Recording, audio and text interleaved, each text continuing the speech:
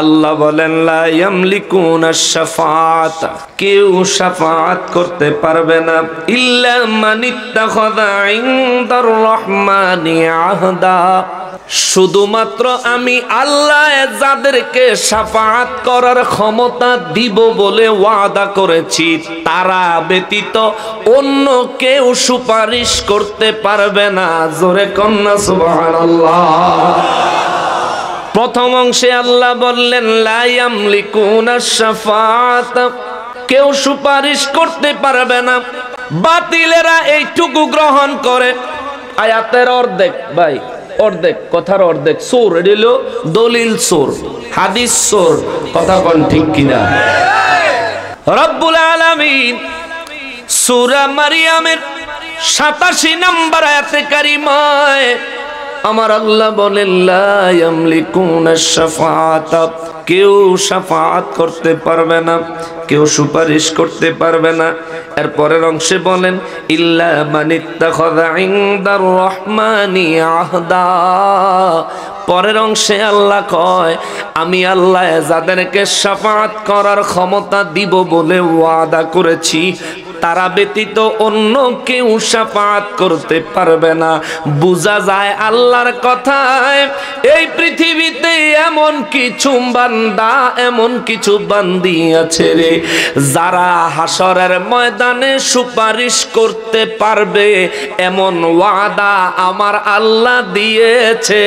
জোরে বলেন সুবহানাল্লাহ। আল্লাহ কোনদিন ডুপ্লিকেট কথা বলেন, কোনদিন মিথ্যে কথা বলেন? আল্লাহর কোন কথার কোন পরিবর্তন আছে? সূরা ইউনূসে আল্লাহ কয় লা তাবদীলা লিকালিমাতিল্লাহ, আমি আল্লাহ যা বলি তাই সত্য, যা বলেছি তাই বিধান, আমার কথার কোনো পরিবর্তন নাই। আল্লাহু আকবার। ওই রব্বুল আলামিন সূরা মারইয়ামের 87 নম্বর আয়াতে আল্লাহ কয় আমি যাদেরকে ওয়াদা করেছি কেবলমাত্র তারা ছাড়া অন্য কেউ শাফাআত করতে পারবে না।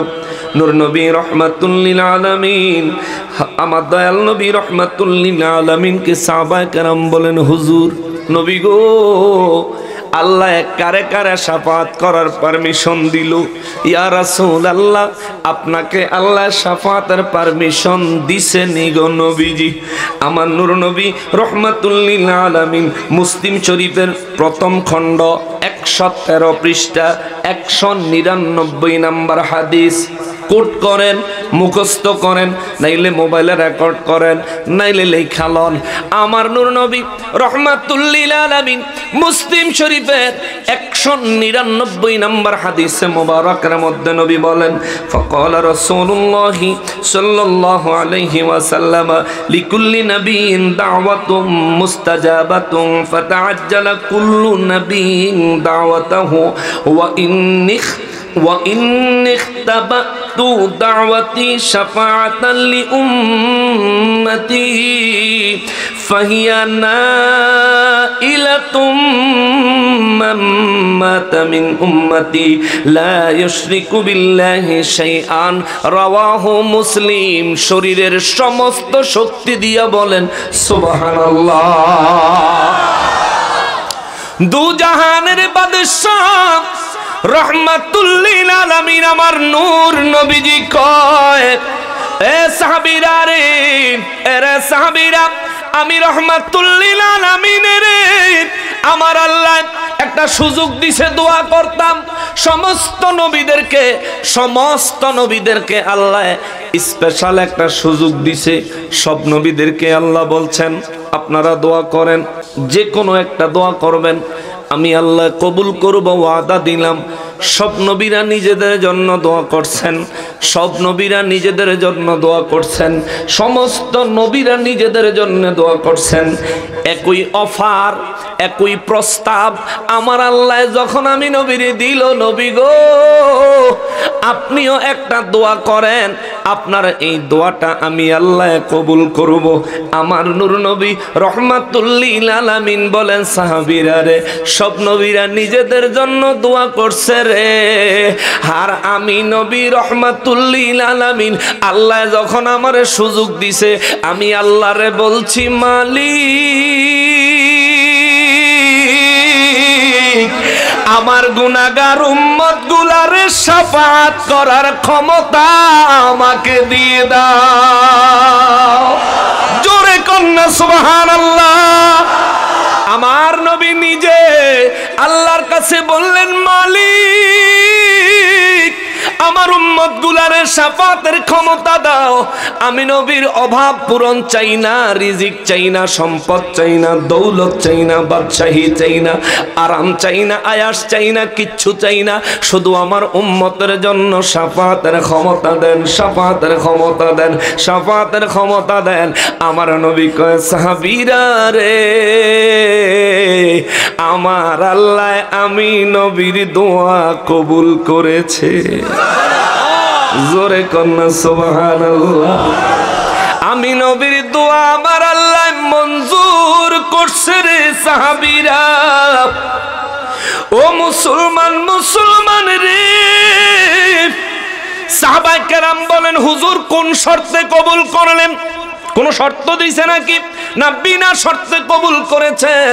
আমার নবী বলেন, আমি যখন আল্লাহর কাছে ফরিয়াদ করলাম, আল্লাহ আমার সামনে প্রস্তাব রাখলেন, হুজুর নবী গো, যে উম্মতের চিন্তায় নিজের জন্য দোয়া করলেন না, উম্মতের জন্য শাফাতের দায়িত্ব নিতে চান, হুজুর আপনার ওই উম্মতের পক্ষে আমি রব্বুল আলামিন আপনারে একটা কথা বলতে চাই, একটা প্রস্তাব দিতে চাই। যদি ভালো মনে করেন প্রস্তাবটা নিয়েন, আর যদি ভালো মনে না করেন তাইলে যেটা ফরিয়াদ করছেন এটাই মঞ্জুর কইরা দিমু। আমার নবী রহমাতুল লিল আলামিন এই কথা বললে সমস্ত সাহাবায়ে কেরাম বলেন, হুজুর ও নবী গো, আল্লাহ আপনারে কি প্রস্তাব দিল নবীজি? তিরমিজি শরীফের 2441 নম্বর হাদিসে মোবারক, তিরমিজি শরীফ সিহাসিত্তার 3 নম্বর কিতাব তিরমিজি শরীফ 2441 নম্বর হাদিসে মোবারক, মায়ার নবী রাহমাতুল লিল আলামিন বলেন, ফাকালা রাসূলুল্লাহ সাল্লাল্লাহু আলাইহি ওয়াসাল্লাম, ইন্না রাব্বি খায়্যারানি বাইনা আইয়াদখুলা নিসফু উম্মতি আল জান্নাতা বিগাইরি হিসাব ওয়ালা আযাবিন ওয়া বাইনা শাফাআতিল লিউম্মতি ফাখতারতু শাফাআতা। রাওয়াহু তিরমিজি। জবান খুইলা কোন সুবহানাল্লাহ। নবী আমার দু জাহানের বাদশাহ রহমাতুল লিল আলামিন কয়, মালিক আমার উম্মতের শাফাতের ক্ষমতা আমারে দাও। আল্লাহ কয়, হুজুর শাফাতের ক্ষমতা দিব, তবে আমার একটা প্রস্তাব, আপনি যদি শাফাতের ক্ষমতা না নেন তাইলে আমি আল্লাহ প্রস্তাব দিলাম, কিয়ামতের ময়দানে 120 কাতার মানুষ হবে। 120 কাতারের মধ্যে আদম নবী থেকে শুরু করে আমার নবী পর্যন্ত সমস্ত নবীরা, সমস্ত নবীদের উম্মতেরা, কাফের, বেঈমান, মুশরিক, মুনাফিক সব থাকবে। ইয়া রাসূলুল্লাহ, ওই হাশরের ময়দানে আপনি নবীর উম্মতের সংখ্যা হবে 80 কাতার। সুবহানাল্লাহ।